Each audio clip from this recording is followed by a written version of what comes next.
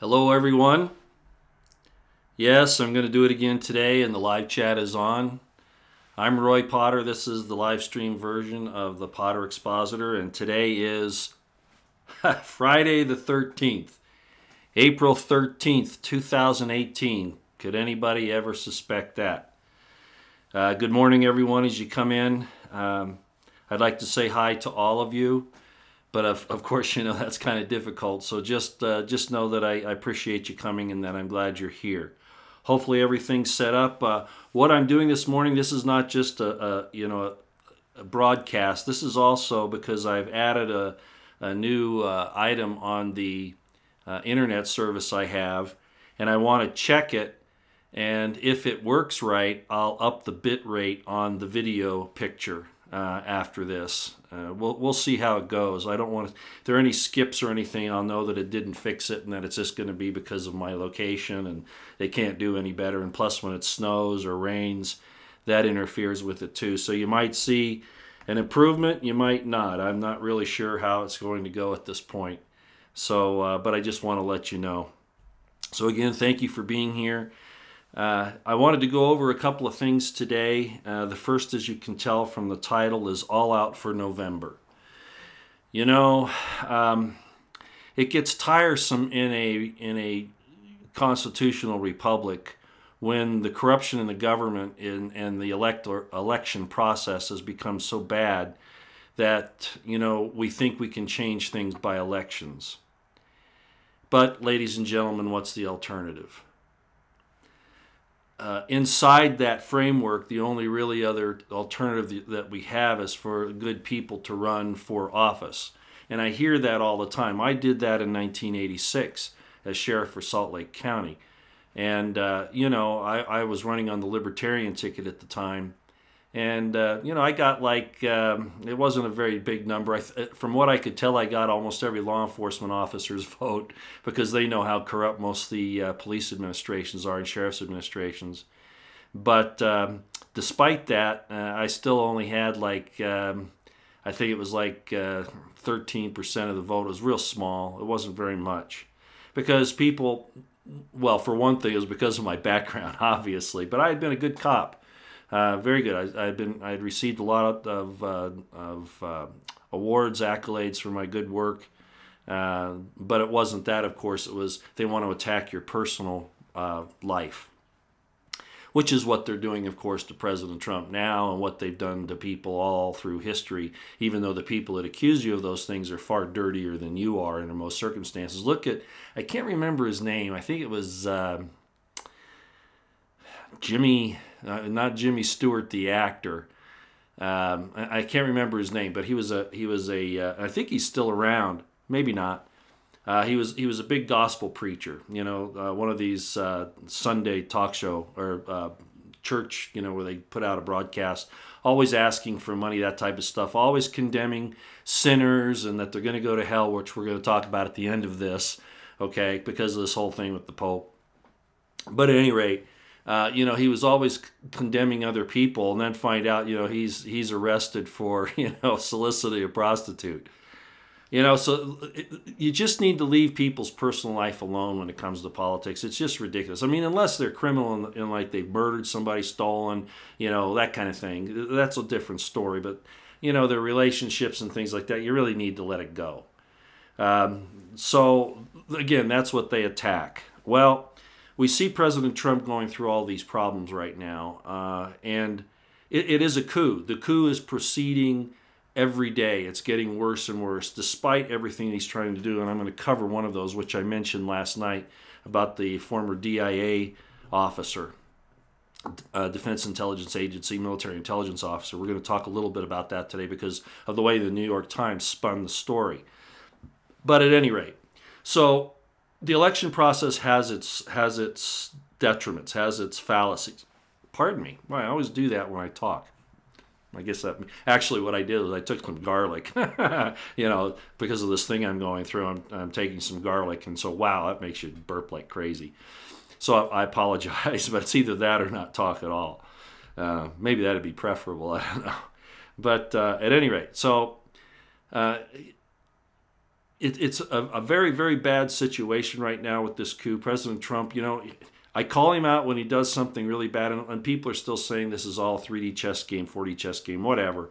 I'm not paying attention to those people because I'm looking at the facts as they're happening on the ground, and I'm not putting myself in the same category as, say, Alan Dershowitz or Greg Jarrett or Tucker Carlson or those types of people. But they're right. These people are looking at this thing in the right way. To think that we're duping the deep state, or that Trump is duping the deep state, just isn't true, okay? The fact of the matter is they're fighting back tooth and toenail. I'm hoping that he can overcome this. But Mueller and Rosenstein, and we're looking at Rosenstein now, is he going to get fired? He should be. I think Trump could fire him easily, my own personal opinion, and get rid of that snake in there that's actually orchestrating a lot of this, other than Mueller, of course. But at any rate, so Trump is in trouble with people like Mueller and Clinton's and Soros and all these deep staters and that are in the Congress. Look, Paul Ryan quitting. There's been a lot of conjecture, a lot of talk about why he's doing that, and he's been a real strong force for the Democrats, right? And blocking President Trump's agenda, as have other so-called Republicans that we call rhinos. And unfortunately, I'm really worried because these people that are leaving, a lot of folks are looking at it like, oh, they've been found out and they've been told they have to resign and all that. And I'm going to hold you back there for a minute. The CIA, if any of you have been paying attention, is putting their own people up on the Democratic ticket. Have you noticed that? That's what's going on. And what is the motto of my channel? The intelligence community is our most dangerous domestic enemy. Look at the wars they've got us in. Look at the assassinations, the drug trafficking, the arms trafficking in conjunction with the ATF and the Department of Justice on Fast and Furious. Look at all the things these people in the CIA have done. Not all of them. Always people make that caveat. But, the fact is that the agency is corrupt. And they're going to, because of the strides that Trump has made, and they're fearful that if they can't take him out either by a coup, either by impeachment, or the 25th Amendment, or something like that, or assassination, that they have to have people that can start blocking him in the House and in the Senate, but primarily in the House at this point, and vote for impeachment later. That's where this thing is headed in November, and I think most of us understand this. My very good Republican insider, who I'm going to cover some of the information he sent me in the last few days, I've been kind of saving it up. I'm going to read some of the things that he said. I've done that once or twice before because I think it's good information. And plus the fact I'll get a kudo or two from him because he's always on me to bring these things up. I don't use him for all of my content, but I'll tell you what, he's as sharp as a tack as a razor blade, man. I tell you, it's amazing. But at any rate, so President Trump needs to have the support. Again, the entire political process is a joke, and I understand that. There's something to be said for, and the founding fathers, what I was going to say is there's something to be said about no government at all, anarchy. I'm not one of those people because I understand the other problems that can cause. But our founding fathers took us as close to that as they could, as they safely could. Limited central government is the key. Localized government, that's really where it's at. Decentralized government, decentralized religion. When you really look at it, it's not these structures, right? So the founding fathers were trying to get that down so that the individual liberty could bloom, which in turn would bring about an enlightenment, so to speak, but not the enlightenment of the Luciferians, of course, a real enlightenment, right? And so, and for everyone, not just a very few. So this liberty really confined, put chains on the central federal government, and unfortunately, we've gotten away from that because the evil side, as I said the other day, the children of darkness are wiser than the children of light. They will go in and they will corrupt anything they can find for gain, and they'll murder for gain. All of that. It's basically the personality of Cain, Cain and Abel. So Trump has all this going on. Now, Trump's not perfect, and everybody always gives that caveat, and I know that. But he better not start World War III in Syria. Mattis even came out and said, okay, it's starting to look like there's some things here that aren't right. Maybe it didn't happen at all. They're saying that. Many of us, we've looked at all of the evidence so far, history, all of that. So whatever Trump's reason for doing that was, I had a lady yesterday that said, oh, come on, Roy, he's done this in North Korea and to China. No, it's not the same thing. It's not the same thing. This is talking about, with North Korea, yeah, they threatened us. China, they're a threat on the trade side and militarily, but they've actually done some overt things and covert. Syria has never done that. Syria's never done that. We were the ones that caused the problem in Syria. Plus, with the rhetoric that was going on about I've got bigger missiles and newer missiles and shinier missiles than you are, these are the bravado claims of a junior high school boy. And I'm sorry, but that's just the way it is. And so not only was that, in my estimation, immature, but it was ultimately dangerous, because the Russians are going to take those threats seriously. They have to, because of what they've seen the West do. Even if Trump wasn't serious, even if he had been on the phone with Putin, Putin knows who wants this war. And even if it's not Trump, it's the people behind him. And he knows they're serious. Well, he should. So it's not the same thing as the rhetoric and the baiting that Trump did with China and North Korea. It's just not the same thing. And if you want to bet your life and the lives of your family and your loved ones on that, have at it. But it's not the same thing. This was a very, very dangerous situation. So he has some problems, primarily because he surrounded himself with the wrong people, supposedly to get all the inside information. And we talked about that before. I won't go there. However, that all said, who else is up there that we can possibly say is on our side? And I hate to say their sides, but Mike Adams on InfoWars yesterday definitely talked about this division that I've talked about for a long time, that there's evil and good, and there's no bridge between this now. It's done. This separation is done, and a war is coming, a real one, a shooting war eventually, I fear. But see, that's why we have to use the election process to try to make it work for us. They may not let it. They may foul it up for us, but we have to do that First Amendment and those rights as far as the elections are concerned, to try to avoid the serious thing that's coming down the pike, to give it every opportunity to avoid the really bad things. So we need to try to hold on to the House of Representatives in Congress, with as much effort that we can. That's why I call it all out for November. We knew that electing Trump was only the first step, that this, as Alex Jones has said, that's a beachhead. And then it needs to go from there. But it's definitely stalled. I mean, this is like D-Day in a lot of ways on Utah Beach. The attack is stalled, and we need a few stalwarts to get up and say, no, we're going to get up there on that ridge. We're going to get there one way or another, come hell or high water. And it was horrific what happened there. And we're really seeing that today. The big battle is starting now. It wasn't even the election. It's now. This is where the real division is taking place. This is people like Paul Ryan are being outed. They're being discovered.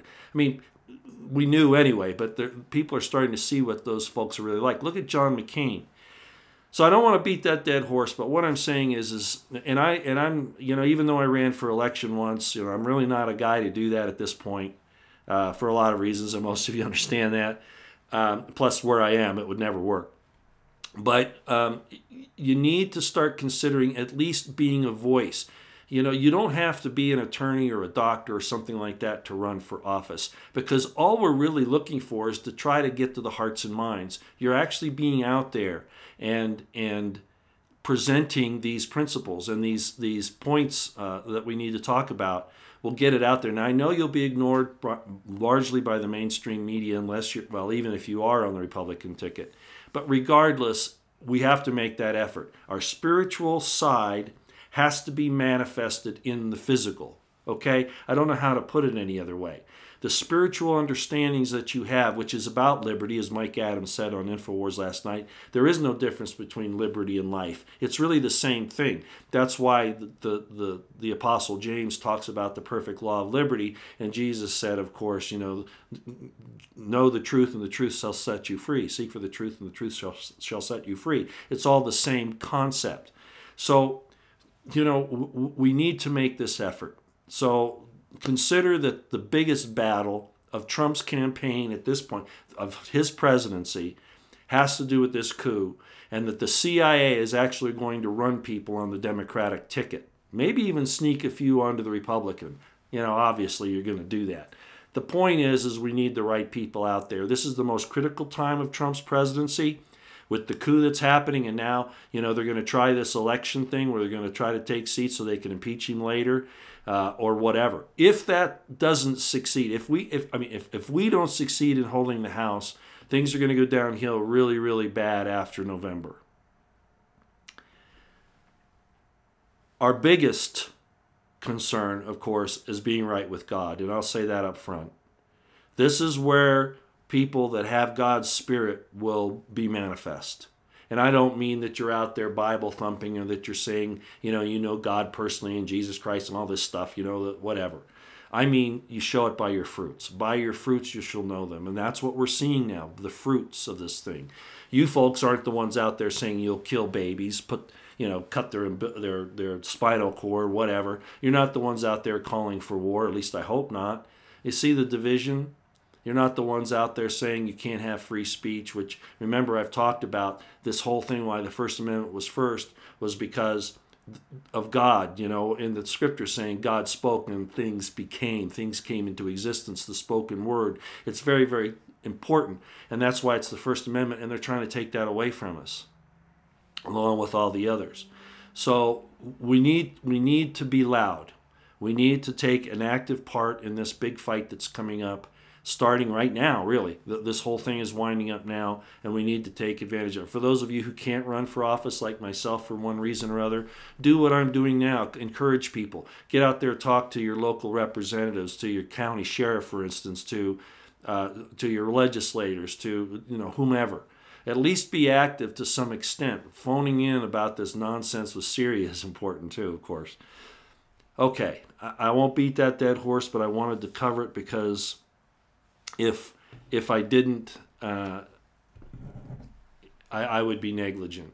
And so I just wanted to say that. Despite everything I say, despite me wanting to grab Trump and shake him at times, by the same token, I know, obviously that anybody else in there is not going to, unless you get a Rand Paul, that's never going to happen.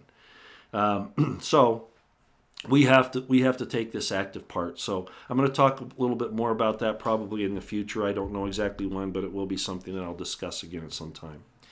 Okay, I want to get back again to the coup problem. Let me see if the chat's actually working for you guys. I think it is. Let me double check and see. Yes, it is. Okay, good. I was turning it off for a while, but I think if we're going to do this, you might as well have the interaction, unless I have something that I really need you to concentrate on, and then we'll do it like I did the few times and not turn the chat on until I'm done with that. But anyway, back to the concern for the coup. Mueller is not a good guy, as most of us know. But I want to point out a few things about him, because his character, the best way to figure out what somebody's going to do today or tomorrow is by what they've done in the past. And Mueller's a bad apple. He hasn't changed. I don't care what anybody tells you. A little information came out on Twitter the other day, and I knew about these things, but they reminded me to say it. Mueller was the U.S. attorney up in New York. And in New York, there had been a murder of a guy, and the FBI basically framed 4 guys. Knew they were framing it. The FBI office there is probably one of the most corrupt in the world. It has a lot of resources because of where it is, but it's one of the most corrupt. And I distrust the FBI entirely anyway. Yeah, I know, they're good agents, okay. But the FBI as a whole is a corrupt organization, a criminal enterprise. So there were FBI agents on the drug takes. Some of them had been hitmen for the mob, et cetera, et cetera. And these were the guys that framed these 4 innocent men. Well, these guys kept proclaiming their innocence and brought the proof, but the prosecutors, probably also corrupt and on the take in the DOJ, had to make sure that somebody got framed for this to take the heat off probably the FBI agents that actually did the hit, or at least they knew who did it, not these guys, protecting somebody in the mob, a hit guy in the mob, whatever. So over the course of time, these people, it was found that they were innocent, and their lawyers were trying to get them out. But here we go again. The Department of Justice and the FBI, oh no, convictions are more important than justice. That's why this bullshit about fidelity, integrity, and bravery is so disgusting, because it's not the way it is in real life. There is no justice from the FBI. I've seen it firsthand myself over 30-something years now, both professionally and personally. So, at any rate, a couple of these guys died in jail, well, anyway, let me continue with the story. So, different U.S. attorneys got in there, and then finally Mueller did. He never did anything to reverse this thing. He never took it upon himself to do the right thing. That's the bottom line of this story. So these guys remained in jail, and a couple of them died in jail, and then finally here about a few years ago, I think it was 2007, they were finally released. It was actually after that, but somewhere in there. Found to be innocent. But the Department of Justice kept saying, oh, no, you can't let them out for this reason, knowing the information they had, okay? So they're corrupt, and Mueller didn't do anything to fix that. That's one. 9/11. He helped to cover up 9/11, as most of you should know. He covered up for uranium-1, obviously, taking the uranium sample, of course, as an example, to Putin under Hillary Clinton's directions. And, of course, he's covered up for the Clinton Foundation, the pay-for-play at the State Department, all of that stuff. He's a bad dude, okay? And that type of animal doesn't change its stripes overnight. Yeah, was he a Marine Corps? So, how many corrupt generals have we had? How many corrupt people in the military have we had? Many. Look at those admirals that were taking, the gifts, that got relieved here a little while ago over in PACOM. Just an example. Just because they're military, stop worshiping somebody because they're in the military. That's not it. It's by their fruits. Okay, yeah, okay. Mueller may have gone into combat and may have, earned some awards or whatever. And thank you for doing that, even though the Vietnam War was an evil thing. But the point was he was there. Great. But that doesn't make him a perfect soul. Not by a long shot. His subsequent actions have proved that. So we have to realize what he is. And what he is a swamp creature and a criminal. Bottom line. Accessory to crimes and has committed crimes himself, obviously. So President Trump has a big problem here. Now that's going to bring up this next thing I want to talk about, and that's this DIA official. Now, I gave that information on the live stream last night. But I kind of hate to do this. I don't even know if I can legally. Maybe I'll just rephrase it rather than read it. Okay, how's that sound? This is the New York Times article. Now, this thing is twisted. It gives some of the basic facts, but it really twists some things, and those are the things I want you to hear. This was published. It's called "Aide Ousted from White House Reemerges at the Justice Department." Now, I actually did see this. Last night I didn't think I had, but then when I went back and looked at it, I said, oh, I did see it, but I didn't have the time to read through the article to find out what was going on here. So this was published by the New York Times by Adam Goldman. April 11th, 2018. And basically it says a former American intelligence official who came under scrutiny in the White House is returning to the government as a national security advisor to Jeff Sessions. I hope you go and you read this article. His name is Ezra Cohen Watnick. And basically it says that he's going to be advising Sessions on counterintelligence and counterterrorism. That's a nice way of saying it, because Jerome Corsi explained it a little bit better, and I think he's probably right. The counterintelligence and the counterterrorism this fellow is going to be looking at is the terrorism and the illegal use of intelligence by the FBI and the DOJ. So this is a real smooth way of saying that, and you'll see that tied in a minute. He's known to be very much against Russia and China. And there are some reasonable things about that. But at any rate, it shows that, he's definitely trying to go, for America, absolutely. It says that because those two countries do these wide-ranging espionage operations in the United States, he's aware of that, and he can. And Sessions doesn't have expertise in that area. But again, I don't think that's the focus of his being there. His focus is, as Jerome Corsi said, and I explained last night, to get going after these criminals who are doing the coup d'etat against President Trump. This was the guy who was brought into the National Security Agency under. He was brought in by General Flynn. Okay, General Flynn had been the director of the Defense Intelligence Agency, the commander of the Defense Intelligence Agency, which is why he knew about the sale of the weapons to ISIS by Clinton and Obama and all of that stuff that we know that he knows. So this gentleman, this Ezra Watnick, was brought in by Michael Flynn. That right there should tell you everything you need to know. And I mentioned that again last night. Now, of course, because he was brought in by Michael Flynn, he was watching things, getting information for Flynn and for President Trump. And as a result of that, he was basically fired by, guess who? General McMaster. And that shouldn't surprise anybody. The big reason they used was because he was too young for the job, because he was only like 30 at the time. I've known some very good intelligence people younger than that. So it's not the age, it's the ability and the experience. Can you imagine somebody saying that Einstein, his theory of relativity, you can't do that because you're too young? Just as an example. Okay, now what I do want to do here is that he got involved with this Nunes going to the White House last year, or with the information about this whole thing, about this coup and about the wiretapping. I know that's not what it really is, but just so everybody knows what we're talking about. And he was basically accused of being part of helping Nunes to do that, but it was never proven.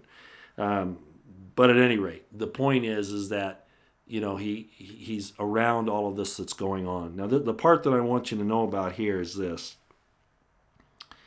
and you can go read the whole thing, but I wanted to read you how they spun this, if I can find it.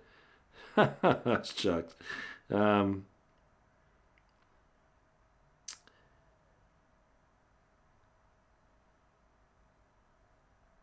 Okay, right here. Listen to this. Now, this is the New York Times. This is on April 11th. Remember everything that's happened now. We now know that, in fact, there was wiretapping. I know it's not that, but surveillance, put it that way, okay? Trying to use semantics here, but it's the actions we're talking about. Listen how the New York Times spins this. And I will quote this. Quote, this is from the New York Times. National Security Council aides usually draw little public scrutiny, but Mr. Cohen Watnick was swept up in the tumult of the early 2017 when Mr. Trump, wait for it, listen, when Mr. Trump accused the previous administration without evidence of wiretapping his phones at Trump Tower. They're still saying that to their readers to this day, April 11th, 2018. Look how they twist that. You see how they did that? Amongst other things they said in the article. When Mr. Trump accused the previous administration, that's underlined and highlighted, without evidence of wiretapping his phones at Trump Tower. Talk about fake news. The state of California, they have a representative there, a state representative, who's introducing legislation to make it so you have to have even somebody like me, if I were in California, I'd have to have all of my things, before I talk about them, checked by fact checkers like Snopes, And if you don't do that, then you lose your account or whatever. I don't know what the penalties will be. Well, what about things like the New York Times? Why is it that the mainstream media gets away with this? That's why we have to take action. Jeff Sessions has not protected our First Amendment or our Second Amendment rights. He's out running around with people, trying to bring up the marijuana deal. So rightly, Trump has put Mr. Watnick, I don't know his rank or his former rank, has put Mr. Watnick in there because I don't think he trusts Sessions. He doesn't trust Sessions. Let me say that again. He does not trust Sessions. Okay. Let's see where else we want to go here. Okay. I saw on Twitter this morning people, it wasn't really widespread, but this is the type of thing that is really troubling. In any society, you're going to end up having contact with people that aren't necessarily pristine, clean, you know what I mean? And you might have associations with them at some point in time, and then you find out at some point that, maybe I shouldn't have done that, and you back away. But people will use any evidence of you having those contacts, even if they were just casual, maybe even just one time, to accuse you of many things, as they have done to President Trump. Well, they've also done it to Mr. Cohen, Trump's lawyer. So there was a picture of Cohen with Hillary Clinton and one of the Kennedys at the Kennedy Culture Center or something like that. And so they use that as proof that Cohen's a bad guy merely because he had his picture taken with them. This is juvenile, folks. Again, it's intellectual dishonesty and hypocrisy. It's not true at all that there's such a thing as guilt by association. That's an easy way out of critical thinking, okay? There are people that are going to continue to go there and insist on it, but that's just not the truth. They even accused Jesus of it, remember? Jesus went to the prostitutes and the sinners and all that, and they said, look who you play around with here, look who you associate with. And what did he say? Of course, he was doing it, but he was still accused of it. He was doing it to try to heal them, to try to show them the right way, because the sick need the physician, not the well. But they still accused him of it. Know the accuser by what they accuse you of. And these people that are pointing these things out are grasping for straws for a number of reasons. When I was at the War College, I was basically there for a number of reasons, but one was to be to help. I'll just put it that way. I've talked about being this guy's bodyguard, which is really kind of what it was. But anyways, from the Council on Foreign Relations. And his name was Dr. Gregory Treverton. Go look him up. And he came to give a speech at the War College, and he was there, I think, for a total of 2 or 3 days. And I had to be with him every moment of every day. Not when he was sleeping in his room. They had other people, I guess, to do that. But I had to meet him in the morning and stay with him all day until I dropped him off at his room at night. I had my picture taken with him. That doesn't mean I'm a member of the CFR or even have any sentiments to the CFR. So stop jumping to conclusions, okay? Don't do that. It's really, really bad. And there was a really good lady on there who I've watched for a while. I forget her name. Let me look that up real quick, because this type of thing, I just love people that say, hey, now wait a minute, don't be going there for this reason or that. Let me see if I can find her real quick here. I'll know her when I see her. But she stood up and she said, no, that's not what this is at all. Stop trying to make it into something that it's not. Oh boy. Well, I guess it's been too long ago. It's probably gone down on my feed here, way too far down. So I apologize. Oh, here she is. No, that's not her. Although I like Dr. Sharon King too, but she wasn't the one that did it. If she's listening, she'll know that I'm giving her credit for this. So I appreciate, people like her that say, hey, no, wait a minute, that's not the case here. Yeah, I can't find it at this point. That's too bad. All right. Well, I should have kept the picture or something so I could look it up later. All right. Well, thank you. I don't remember who you are, but thank you for doing that. That was really great. Pointing that fallacy out. Okay. So now I'd like to go real quick to what my friend here has been saying for the last few days. I'm going to read through some of this. I hope he doesn't mind. I won't cover the Syria stuff again. He and I had that's another example of people who disagree on a particular topic, but they don't go to name calling or hating each other. He had a different take on how I should look at the Syria thing. Not that he wasn't saying that Assad used the weapons. That wasn't the issue. The issue was we shouldn't dwell on that so much that Trump needs all this help here in the country. So what I was saying was basically, no, this is serious. I mean, there won't be any conversation about Trump's presidency if the world's gone tomorrow. Okay, so I had some other reasons, but anyway, the point is that we finally came to an understanding, and that's debate, and that's necessary and it's important.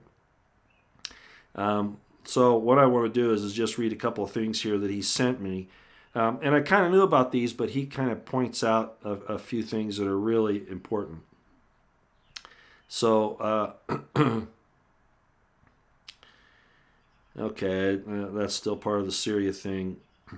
Okay, this is one of them. I'm going to kind of go through some of them down here. He says, I just listened to Pat Buchanan on Michael Savage show for 15 minutes. Fascinating. Pat says any military strike on Syria would be catastrophic. And then he says, so Pat has your views on that. So I didn't mean to bring that one up, but that's one.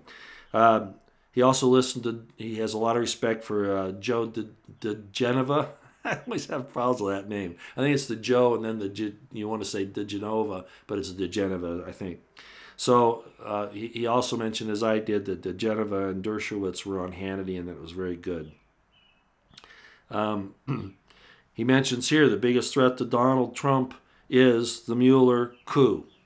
The FBI, a deep state apparatus that wants to remove him by any means necessary. So, and I agree with that. That is very, very true. He says, we are witnessing firsthand a coup. How in the hell is this corrupt FBI going to sort through confidential, and he's talking about taking Michael Cohen's papers. How in the hell is the corrupt FBI going to sort through confidential privileged memos and place the documents that they have no right to see in one pile and the documents about Cohen in another pile? Of course they're getting information off of everything. Of course they are. This is horrendous. This is absolutely disgusting. The feds want the documents that they have no right to see. Like Napolitano said, that's Judge Napolitano, just wait for the drip, drip, drip of leaks from these highly personal documents. Yep, no doubt about it. Okay. He's still talking about the raid, and he says, DeGenova, Dershowitz et al. Are also blown away by this unprecedented raid. Not that it's illegal. Even Napolitano explained that, and I've gone into that a little bit, but it's the reason why they did it. Okay?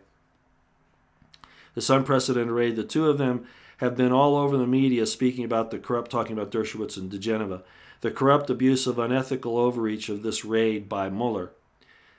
Mark Levin, a 40-year-plus friend of Jeff Sessions, just announced on his own radio show, listen to this. If you don't follow Mark Levin, this is very important. A 40-year-plus friend of Jeff Sessions just announced on his own radio show yesterday that Sessions should resign immediately. I couldn't agree more. Mark said this knowing that this could end his long-term friendship with Sessions. Levin cannot believe what he is witnessing. And I think that's the case for most of us. Trump said it's a witch hunt. It's far beyond that. These corrupt actions are all laying the groundwork for impeachment in Congress in November, and if that doesn't work, assassination. And if somehow, some way the Dems get control of the Senate as well, they will then try the mind-blowing move of actually removing him from office. Oh yes, the Clinton Foundation offices were not raided. Hillary's lawyers were not raided. Bill's offices were not raided. On and on and on. $179 million payment to Clinton Foundation from Russia right after Uranium One deal, and they're not even looking at it, the FBI and Mueller. Also, the Clinton Foundation, at its audit, only was spending 10% of the funds on humanitarian help. I wonder where all those hundreds of millions of dollars have gone, like in Haiti. The Haitians even complained about that.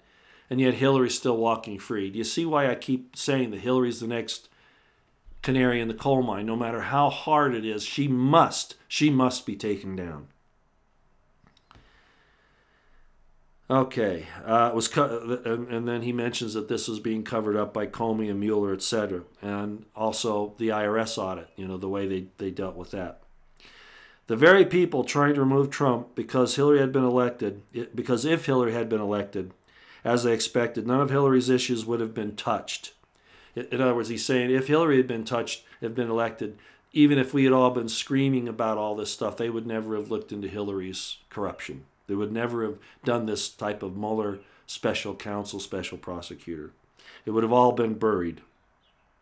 Buried like they are trying to do now by not investigating on Clinton. And then he mentions this, the Republican congressmen are retiring and dropping out like flies for November. And I just talked about that. And CIA people are coming in to run. Now, why would the Republicans do that? Because they're rhinos anyway, right? Is Trump? Are they resigning because of dirt that Trump's found on them and giving them an ultimatum? Well, you got to look at that and say he still needs these votes. Could new Republicans get in there? That's a risky thing. But they probably wouldn't vote for him anyway. They probably wouldn't protect him anyway. So this is kind of a touchy area. But it's like I said, the CIA has bought off most of those people. Just like Zuckerberg, before he went in to testify, 80% of those people had received money from him, right? And they never really got to the really hardcore meaty questions, as Lionel explained. If you haven't seen that, go look at his presentation from the other day, and you'll see what I'm talking about. The point is that these guys are leaving, and that CIA are going to run in those places under the Democrats. Very, very dangerous that this is happening. Jake Sekulow.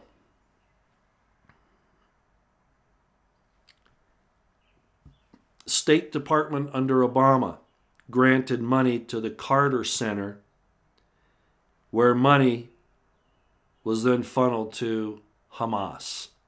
Now, that's not new news for a lot of us. A lot of us already knew that. But this is getting now into the mainstream, like Jay Sekulow talking about this. This is really good. And I'm going to talk a little bit about Comey's book too, because, well, I'll just say it now. I have not read Comey's book, but I've been watching the comments about it. And is this guy a moron? This guy's a moron. He's apparently not that smart, but he's real good at running interference. In other words, he could never be the quarterback, right? But he can run interference. I mean, the stuff I'm hearing coming out of this book is just, like, why would he even say that? Is he not cognizant of what he's doing here? This is my friend again, he says, one of the very interesting tidbit has come out of Comey's book interview tour. Comey said that Donald asked Comey, and this has come out in the mainstream, I think, to some extent. Not on, well, that's not true, not on the MSN, but this is a very cogent point, prescient point. Comey said that Donald asked Comey to do follow-up investigation on the Russia Boomer Golden Showers episode. The president asked him to look into it. Donald told Comey that the story bothered Melania, as it certainly would. even if it's not true, to have something said about this, about the president, about her husband, of course. And wanted Comey to find out who was behind the bogus report. Of course, he didn't do that. The whole Christopher Steele thing, is still being used as part of the justification for this witch hunt. Even though the Russia thing is dying now. Mueller said the other day that the Russian thing is now over because, President Trump rightly has decided not to testify because of what they've done in the Cohen raid. And he should never have agreed to that anyway, in my opinion. But now it's official. He's not going to. And Mueller says, okay, well, then that's the only last thing we're really waiting for. So if he's not going to testify, we'll wrap this up. How long it'll take him, I don't know, because they want to drag these things out. But the point is, they'll just move on to these other issues. Like, it's because of that secret memo from Rosenstein. It's not just Russia now. They know they can't prove that. So now he's got this open-ended direction from Rosenstein, which is illegal, by the way, despite Department of Justice internal regulations and memos and guidance. This is still illegal. It's got to be. There's no crime. But they altered that entire, as most of you know, that entire special counsel prosecutor deal so that they could do this kind of thing. And it just needs to be shut down. And, of course, Sessions won't do it. A little pussy. That'll probably get me banned, right? Whatever. Donald told Comey that the story bothered Melania and wanted Comey to find out who was behind the report. Now, would a guilty guy, this is in caps, would a guilty guy participating in golden showers with hookers ask the FBI to delve deeper into that? No! Of course not. This story is getting zero press. In other words, the mainstream media is not touching this. This is just one anomaly in Comey's book. There are a bunch of others. The guy's a moron. And now the people that think that Comey was secretly helping Trump, they'll use this as an example. Comey was just waiting to get this out because he's really working for the president. Don't go there. Don't go there. Okay. I think that ends all of that. And I'm going to end right now on one other thing. We're still in a lot of trouble, before I go there, we're still in a lot of trouble on the Syria thing. 70-plus targets, whatever. Trump has kind of backed off a little bit, but don't doubt, like I said, early on when he was bringing those people back from Syria, when he was going to put the military on the border, that the DOD, certain aspects of it, would resist that, as would the deep state, and they will do anything they can to stop it because they want these wars and they don't want the border protection. So they're throwing all this stuff at him, and it looked like he buckled. And people say, again, that's 40 chest. No, it wasn't. But at any rate, then this entire false flag happened in Syria, et cetera, et cetera. They have to keep us there. John McCain probably was involved in some way or another in orchestrating this thing. He has in the past. He's been, right on the edges of all this. He's always just out of the picture, but he's there. You know what I mean? So at any rate, Mattis has come out and said no, et cetera, like I said before. So we're winning as far as showing that is not what they've said it is. Raiding a sovereign country is wrong. Russia was invited there. We were not. The whole thing about trying to link in Iran. I'm not saying it isn't true that there's this argument over the Syrian territory for different things, both for the Golan Heights situation with Israel and the whole oil thing and the oil pipeline deal in Iran, and all of that's true, but that's their sphere of the world, not ours. And we're producing enough oil now that that's really not an issue. So why are we even involved? To protect that area from blowing up? All we're going to do is get dragged into it. Anyway, we could go into a lot of discussion on that. But the Syria thing is still very serious. We need to watch it. And we need to tell President Trump, as I did yesterday, and I always will, stay out of Syria. Get out of there. I don't care what the DOD and the military-industrial complex tries to convince you of. It's not worth it. Get out. Okay. I was listening to Field McConnell yesterday. How long have we been going? Oh, my gosh, almost 50 minutes. How's this been anyway? Anybody tell me if I'm going to look at it afterwards, so I really don't need to know now. if it's been jumping around. I'm hoping that this new connection will improve the video, and it should. It's been snowing, as I said, and it seems like when it snows or rains, that's really a problem, which it was yesterday. The picture jumped, but hopefully it's working. I hope so. Okay. Field McConnell brought up Hebrews, the epistle to the Hebrews that's been attributed to Paul. I could argue that it's not Paul's epistle, that was something they decided to say. Paul wrote it. It's actually in a cadence and in the type of language that the Apostle James would use. But they attribute it to Paul. I don't personally think it's an epistle of Paul, okay? But we're really not here to talk about that scholarly argument, okay? So we're not going to go there. Just to let you know that I don't believe that Paul wrote Hebrews. And there are a lot of reasons for that. Paul was really pushed out by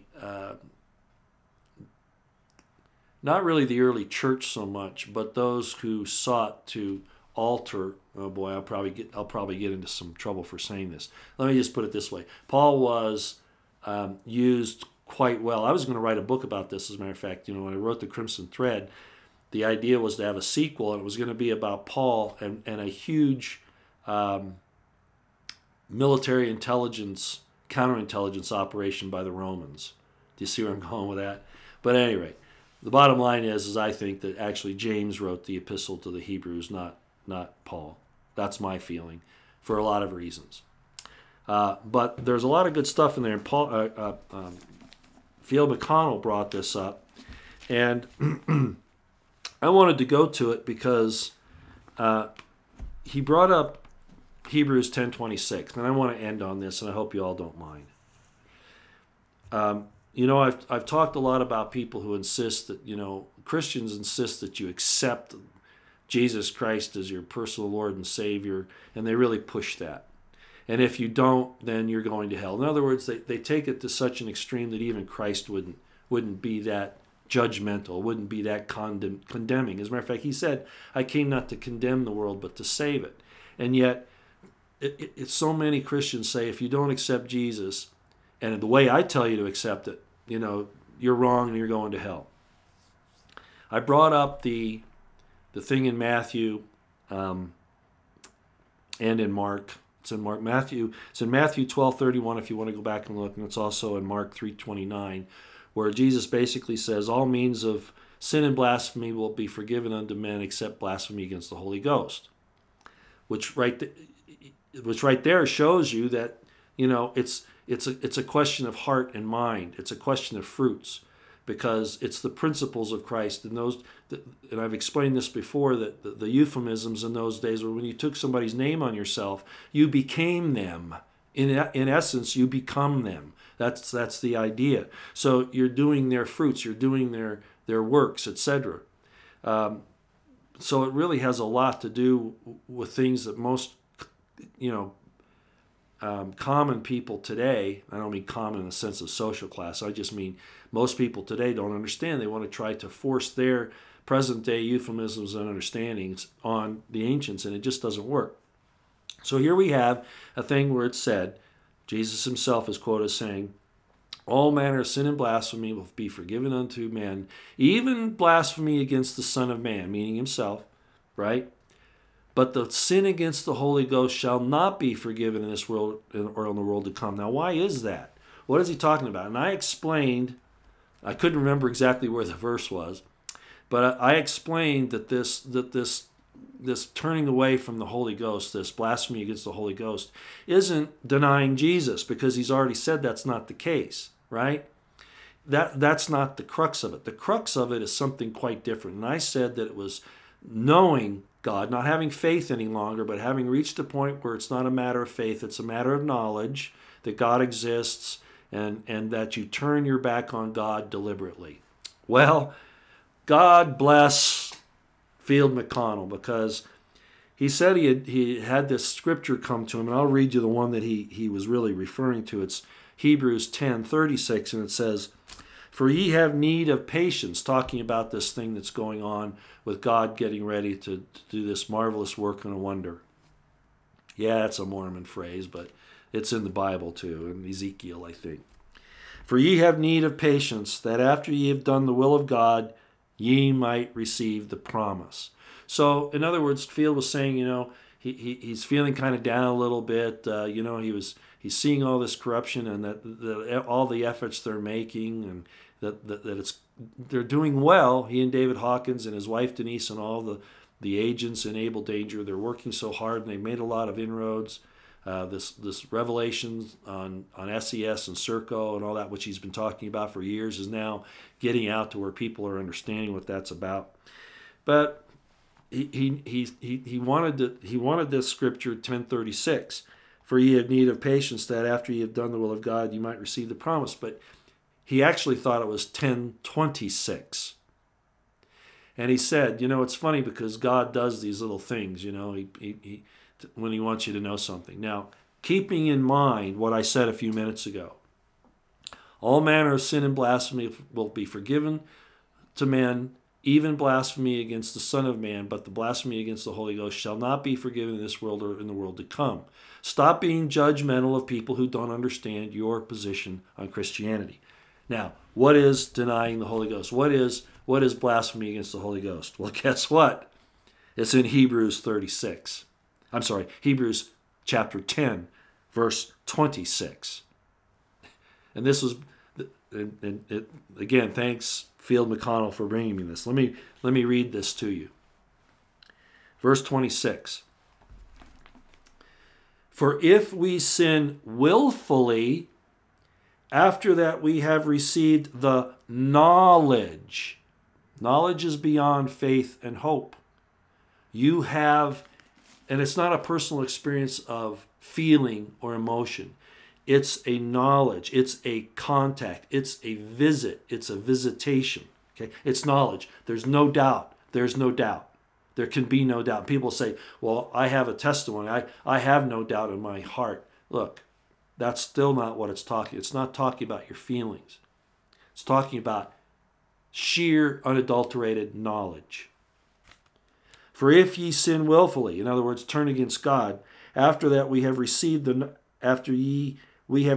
knowledge of the truth, not a faith, not a hope, as I just said, a knowledge of the truth. There remaineth no more sacrifice for sin. In other words, like Jesus said, all manner of sin and blasphemy will be forgiven unto you, but if you sin against the knowledge of the truth that you're given, this witness that you receive, then Jesus' sacrifice doesn't take for you. Because you know the truth, you know it beyond a shadow of a doubt, and you decide to go against it. Go take a look at that. Okay, I'm done. Let's take a look at the chat room. We'll do this for just a few minutes because we're already approaching an hour. Boy, how did we get on the globe Earth situation? This flat Earth, globe Earth thing has been going on for some time. Really, really strong here lately. Don't hate each other over it. I mean, my goodness. I see arguments on both sides that are legitimate, but man, don't get to the point where you're starting to hate each other over it. I mean, if either way it goes, if you find out the other way, you're going to feel pretty bad that you were so horrible to people over something that really, it matters in one way because it has to do with creation and that kind of stuff. I understand who we really are, I understand, but you can still have that with a globe Earth. Or a flat, anyway, it's just not that important. Trust me, it really isn't.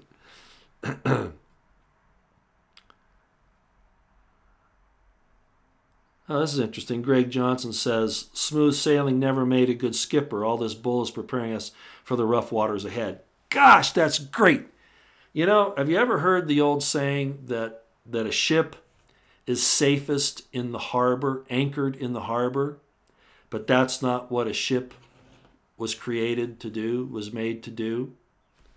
That's a perfect rendition of that same principle. Absolutely. Yeah, so we're out on these waters. We're not to be anchored in the harbor.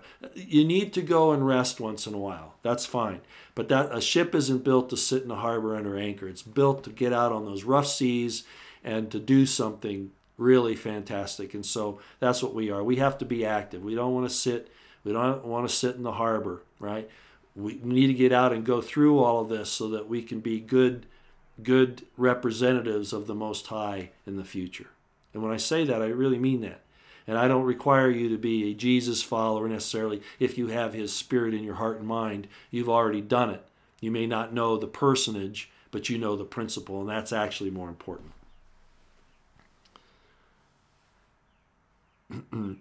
Christine Leach, we're not going to go there, okay? Because there we go again. Trying to put your dogma, and I'm not finding fault with you on that. I'm not saying you're even wrong. But again, as I said in a video some time ago, God deals with each of us differently. Okay, so the way he deals with you isn't the way he's going to deal with somebody else. So be very careful about what asking for forgiveness. Well, what is that? You'd think that's fairly easy to say, but in fact, it's going to mean different things for different people, and it's not going to necessarily include what you might think it does. So just be careful how you approach that, okay? Give us some red meat to chew on, P-51 Mustang. Wow. Well, what do you want me to say?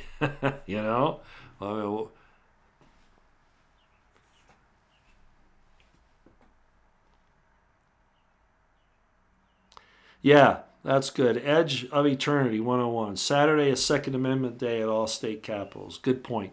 There's some red meat for you. Get out and do something about this. Be part of the demonstration. I have a very good friend in Dallas, Texas, who was at one of these demonstrations about a week ago, and I'm sure you'll be out there again tomorrow.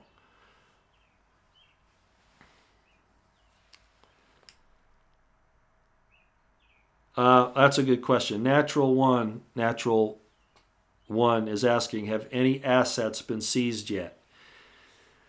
Tracy Beans did a piece the other night about the Department of the Treasury being very active and that they're doing a lot of things. I frankly don't know if assets have actually been seized yet.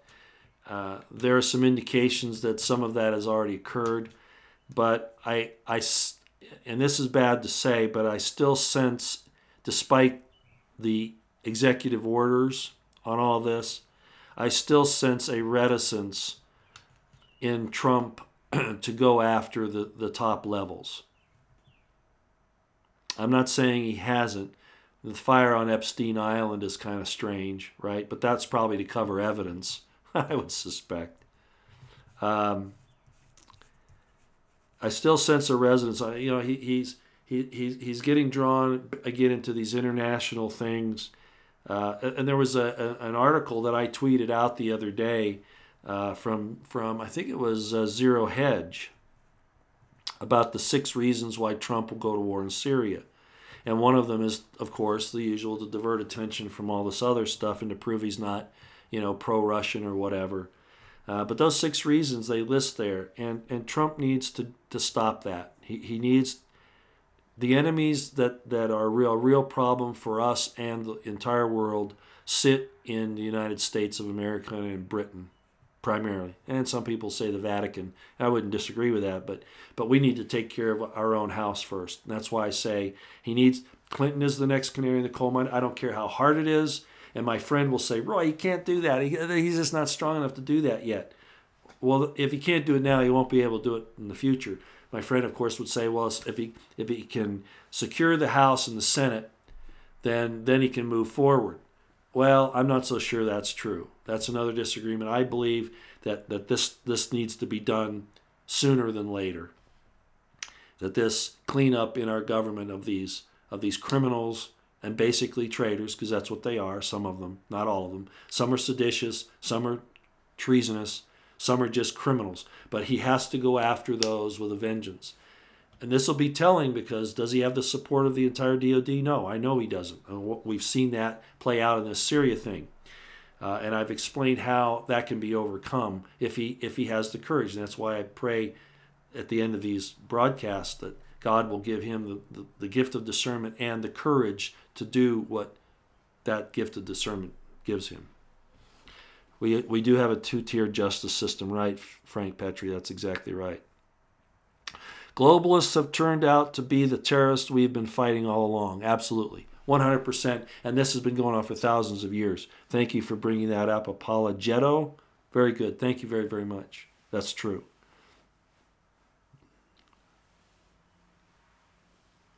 That's an interesting thing. Cold Brew says, put my videos on Vimeo. Yeah, I never really thought of that. You know, I got into ASMR. I mean, there's some really risque ASMR stuff out there. But I first found out about it from Tracy Beans and Scott Anthony. Because, you know, it really does help you sleep. And I remember I'm sensitive to ASMR. I think I've talked about this before. I was in high school when I first noticed it. And I had a Latin teacher. I was taking Latin. And she was this little lady, real petite, real sweet. And she had this really soft voice. And I fell asleep in class every day because I just couldn't keep my eyes open because of the way she talked. And I'd feel those little tingles, you know, that you get from ASMR. So at any rate, one of the best, my favorite, there are a couple of them. Like I say, there's some risky ones, you know, that are really sexy and all that. But that doesn't help me relax, so I can't watch them. I'm sorry. It's kind of counterproductive. But I really like GB, who is really quite an entrepreneur. If you want to listen to some ASMR on YouTube, go listen to GB for one. She's really good. GIBI. Another is Whispering Rose, I think is her name. She's a Russian who immigrated to the United States. I had a horrific personal story. Her name's Maria. Some of you might know who I'm talking about. Blonde, blue eyes, very pretty, very sweet. One of the very first ASMR people. Had a horrific situation when she, both in Russia, she was attacked there by some brutes and injured pretty badly. Then saw it, went to school, studied English, and I think it was English was her major. She's very good at it. Came to the United States, which turned out to be, unfortunately, it looks like, from what I can tell from her story, a bogus thing to try to get girls from Russia over here into prostitution, etc. But she recognized the problem with that, and she went into housekeeping or something like that. Sorry about the noise. I have to have the window open. It's still a little warm in here, despite the cold. But anyway, very sweet lady. It looks like she's gone through some horrible things. But she's another good one. You know, she does the soft talking and the tapping and these other things that trigger this ASMR thing if you relax, along with GB. GB's another good one. Like I said, she's probably my favorite, and they're not risque. You know, they might do a few little things, you know, feminine wise, but they're not overboard, and they really do help you relax. So anyway, the reason why I bring that up is because of the Vimeo thing. GB put up a deal the other day, yesterday I think, about the way she set up her ASMR studio and the equipment she uses. And, you know, I actually thought about Vimeo and some other things, so we'll see. We'll see. Okay, well, we've been going for over an hour.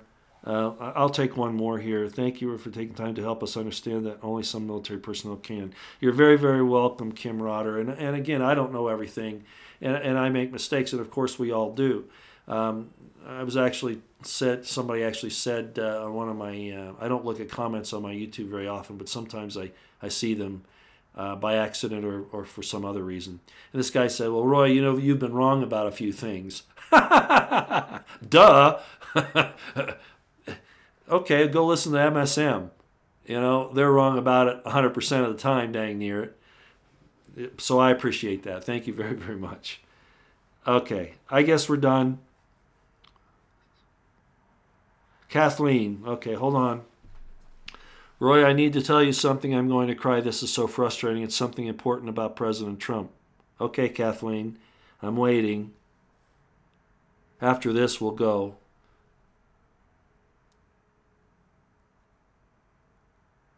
I'm waiting for Kathleen's thing to come up here. Yes, God help America and God bless America. But we've got to show that we deserve it. Yeah, Spirit of Truth. But I agree with you, Spirit of Truth. I absolutely agree with you. What is ASMR? Go look it up. I never can remember what it actually means, but it's a response to certain sounds and that make you relax. I can't remember actually what the acronym stands for, but it's a sensory reaction through your nervous system.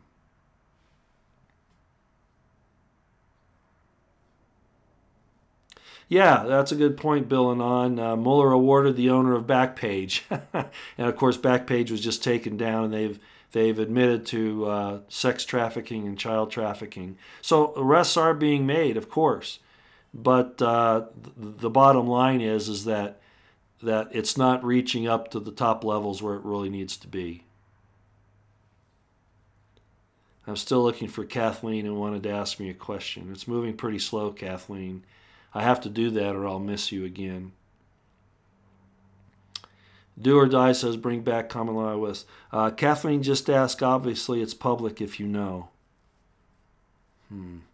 Is okay, so maybe in other words it's something she wants to ask me off of this. I can't even guarantee I'll be able to find that. Even if you sent me a private message on YouTube, I really don't look at that very much. Okay, well apparently she's off or something else. I'm not sure here. Well, off, I mean she's either left or something else. Okay, well, we gave her a chance. Of course, she could still be typing too. Just tell us you're there, Kathleen. That's all I need. Yeah, Kim Rotter says some people can't speak publicly, and I understand that. So send me a PM. If you're on Twitter, send me a DM. Okay, anybody can send me DMs. So do that if you like. Okay, Kathleen?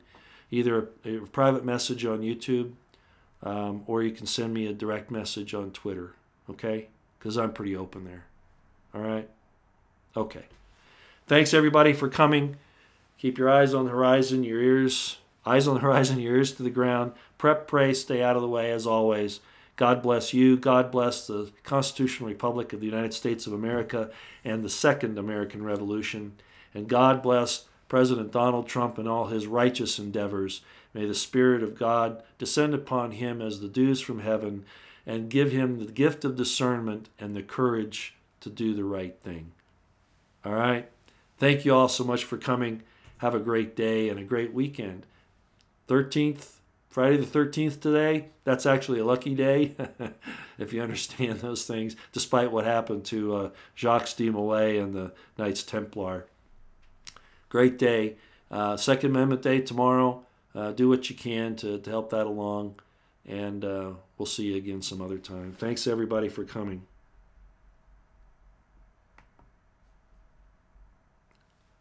Out here.